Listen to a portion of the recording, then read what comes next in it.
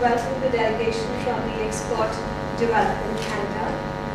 We have with us today Mr. Peter Paul, who is the Vice President and the Chief Economist for EDC.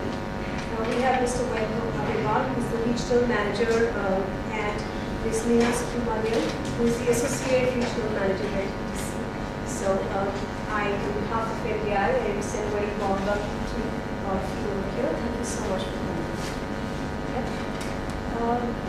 Allow me to introduce the Export Development Canada a little bit. It is the export credit agency, and it offers financing, insurance, and risk management solutions to help Canadian exporters and buyers of Canadian goods and services. It is in a representative capacity. EDC is located at the Canadian High Commission in New Delhi and at the Canadian Consulate in Mumbai. And as I mentioned just now, Mr. Peter Hall is the Vice President and the Chief Economist for EDC. And it's a privilege for us to have him here today. A little bit about him. He has over 20 years of experience in domestic and international economic analysis and forecasting. He is responsible for overseeing economic and political risk analysis at EDC. In addition to advising senior management at EDC, Mr. Hall is a featured speaker at conferences across the country and regularly speaks on television. Prior to joining EDC, Mr. Hall directed the economic forecasting activities of the Conference Board of Canada. He also served on the economic forecasting staff of a major Canadian utility. Mr. Hall has served as a member of roundtables on the economies of Eurozone and the Asia-Pacific region. He has degrees in economics from Khartoum University and the University of Toronto. Today, he is amongst us, and he's going to be speaking on where the world economy is headed in the coming months and how he sees are the implications for India of the world economy. I think it's a wonderful opportunity for us to be listening to him. I was just speaking to Professor Sinilasha a while ago, and we were talking that it's something that you talk about in your classes, right? We've been talking about the world economy, and we also talk about implications for India. And it's something that you always talk about. But I'm sure coming from him and getting the perspective would be very interesting, to saying that somebody who's coming from outside of India might just be able to look at facts in a different way, might just be able to tell us things as to how somebody else would look at it. And I think a different perspective is such a huge value addition. So we really look forward to hearing you, Mr. Hall. Thank you so much for coming. And with that, I wish you the best.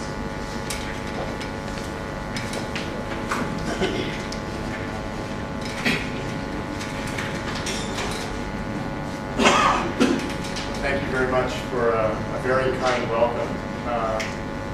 I view it as being a great honor to be with you and to be with your prestigious institute tonight, to share with you what I've been able to share with many Canadians, many Canadian businesses. I, in my job, have the privilege, among other things, of being in front of somewhere between 5,000 and 6,000 Canadian exporters every year. And that might not sound like a big number in India, but we have a much smaller population than you do. So being in front of that many Canadian exporters is a real privilege, because I am able to impart information to them about what is happening on the world stage and what Canada's role is inside of that. But I get a lot of value from them. And we were just chatting with Professor Gupta about this very fact, that it is so important to be able to hear the voice of business and what it is that they are thinking about this world that we are in at the moment. This is my second time in India, only my second time in India, and yet I feel very welcome here.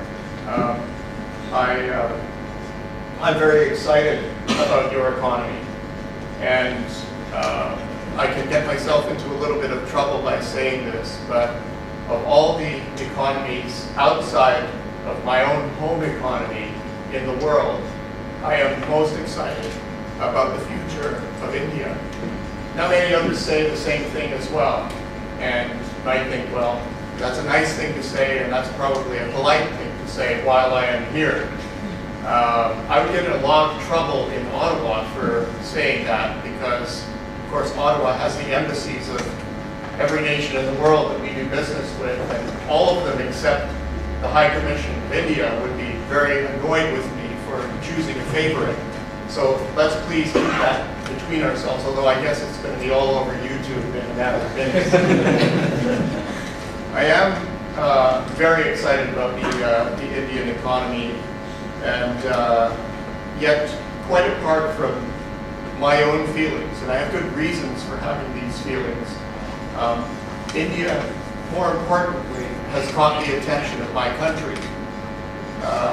We are doing extensive negotiations with the Indian government at the moment on something called the CEPA, the Comprehensive Economic Partnership Agreement. My government has put this as a high priority for them. We are working on 3 major trade agreements at the moment, as far as I'm aware. One is with the EU. Another is the very recent invitation that we have received into the Trans-Pacific Partnership. And we have now completed 5 rounds of negotiation on the Comprehensive Economic Partnership Agreement with India. And our government is very intent on inking that deal sometime in 2013. We're not sure if that's actually going to happen, but there is a tremendous amount of momentum and a tremendous amount of excitement about the possibility of that. So round 5 of the talks was completed in July, and those talks are ongoing, and there is a tremendous amount of momentum in those talks. Well, not only has India caught the attention of my country, but it's caught the attention of our company. We have a corporate plan that has to be approved by the government every year, and we have 3 main strategic objectives in terms of accomplishments that we want to make in different fields. And of those 3, one of those is India.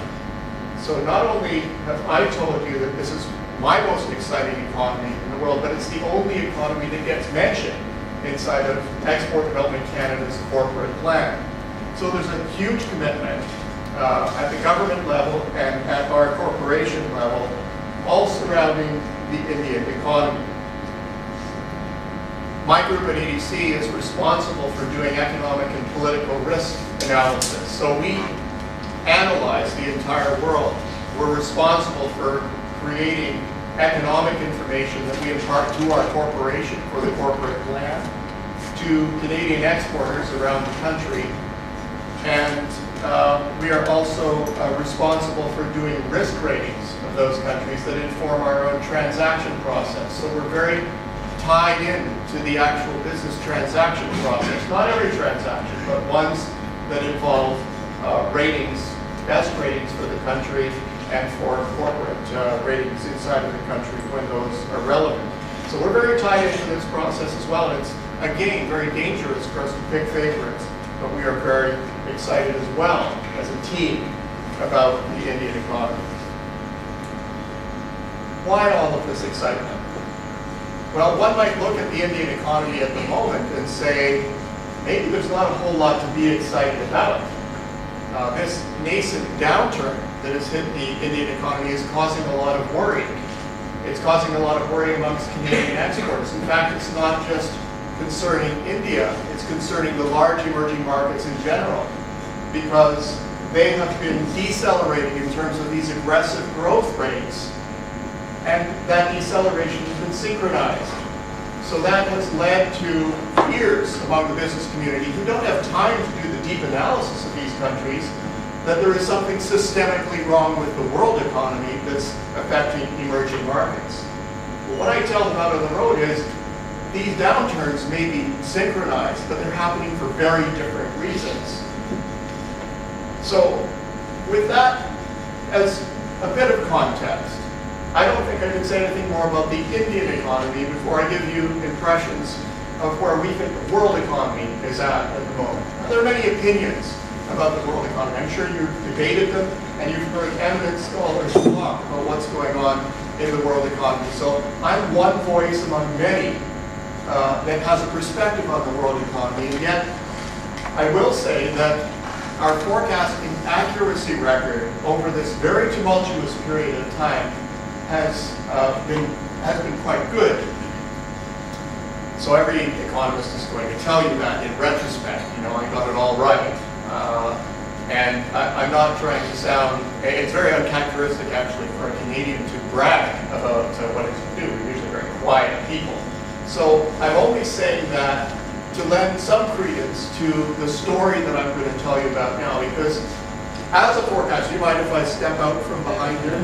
As a forecaster, I believe that it's almost impossible to tell where the world economy is going to go if you don't understand where the world economy has come from and where it is right now. Those are two fundamental building blocks. If you don't know what your stepping off point is in the forecast, then as far as I'm concerned, you don't have any credibility behind that forecast. And so I drill that into my staff. You've got to be absolutely sure of where it is that you're standing at a particular point in time. So what is this story that the world economy has gone through? Am I messing things up for the camera here, or can you follow me around? Okay, perfect. What is the story that the world economy has gone through in the last while? Well, I believe it's best described in a number of unprecedented events that the world economy has lived through. Let's think about the last growth cycle that we were through. It was 16 years long by my calculations. Now, a normal growth period in the world economy would be 8 years. So that was double the length of a normal cycle. So that sounds like a good thing. But in any normal cycle, any 8-year cycle, you would have a buildup of excesses at the end of that cycle. You get a bit of irrational exuberance that takes over the economy. Somebody comes along and says, well, after 6 years of growth or so, it's different this time. You heard that before? It's a new economy. It's a new normal out there. And it causes us to lower our risk threshold and to undertake excessive behavior that we would not normally do. We're feeling very good about all of this growth that's behind us, and so we take extra risks.